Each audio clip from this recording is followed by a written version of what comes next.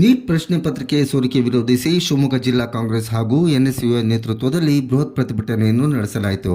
ನಗರದ ಗೋಪಿ ವೃತ್ತದಲ್ಲಿ ಹಮ್ಮಿಕೊಳ್ಳಲಾಗಿದ್ದ ಪ್ರತಿಭಟನೆಯಲ್ಲಿ ನೀಟ್ ಪರೀಕ್ಷೆಯನ್ನು ವಿರೋಧಿಸಿ ಸಿಇಟಿ ಬೆಂಬಲಿಸಿ ಎಂದು ಘೋಷಣೆ ಕೂಗಿ ಪ್ರತಿಭಟನೆ ನಡೆಸಿದ ಸಾವಿರಾರು ವಿದ್ಯಾರ್ಥಿಗಳು. ಪ್ರಶ್ನೆ ಪತ್ರಿಕೆ ಸೋರಿಕೆ ಸಂಬಂಧ ಸೂಕ್ತ ತನಿಖೆ ಆಗಬೇಕು, ಆತ್ಮಹತ್ಯೆ ಮಾಡಿಕೊಂಡ ವಿದ್ಯಾರ್ಥಿಗಳಿಗೆ ನ್ಯಾಯ ಒದಗಿಸಬೇಕೆಂದು ಕೇಂದ್ರ ಸರ್ಕಾರದ ವಿರುದ್ಧ ಘೋಷಣೆ ಕೂಗಿ ಪ್ರತಿಭಟನಾಕಾರರು ತಮ್ಮ ಆಕ್ರೋಶವನ್ನು ಹೊರಹಾಕಿದರು. ಪ್ರತಿಭಟನೆಯಲ್ಲಿ ಜಿಲ್ಲಾಧ್ಯಕ್ಷ ಆರ್ ಪ್ರಸನ್ನಕುಮಾರ್ ಸೇರಿದಂತೆ ಹಲವು ಜಿಲ್ಲಾ ಮುಖಂಡರು ಭಾಗವಹಿಸಿದ್ದರು. ಅದರಲ್ಲೂ ಯುವ ಮುಖಂಡ ಎಚ್ ಸಿ ಯೋಗೇಶ್ ರವರ ಭಾಷಣಕ್ಕೆ ವಿದ್ಯಾರ್ಥಿಗಳು ಧ್ವನಿಗೂಡಿಸಿ ಕೇಂದ್ರ ಸರ್ಕಾರದ ವಿರುದ್ಧ ತಮ್ಮ ಆಕ್ರೋಶವನ್ನು ಹೊರಹಾಕಿದರು.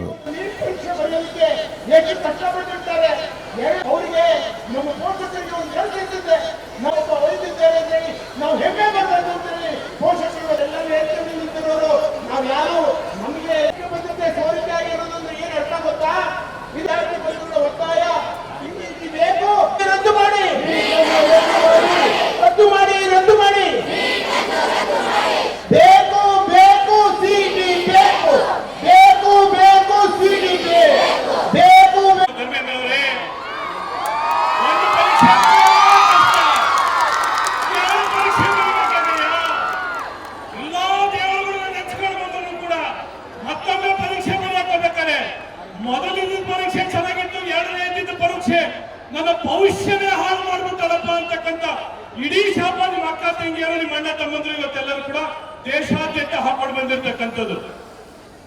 ಜೊತೆಯಾಗಿ ಕರ್ನಾಟಕದಲ್ಲಿ ಸುಮಾರು 72 ಮೆಡಿಕಲ್ ಕಾಲೇಜ್ ಇರ್ತಕ್ಕಂಥ ರಾಜ್ಯ ಯಾವುದು?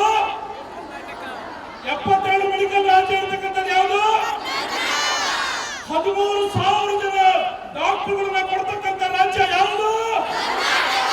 ಇದನ್ನು ಬಿಟ್ಬಿಟ್ಟು ನಾವು ಆಂಧ್ರಕ್ಕೋ, ಡೆಲ್ಲಿಗೋ, ರಾಜಸ್ಥಾನಿಗೋ, ಗುಜರಾತಿಗೋ ಹೋಗಿ ನಮ್ಮ ಜೀವನ ಮಾಡಕ್ಕಾಗ್ತದ? ಅಥವಾ ಅವರೆಲ್ಲರೂ ಬಂದು ನಮಗೆ ಕಿರಿಗೇರಿತನ ಬಂದ ಮಾಡಿದಾಗ ನಾವು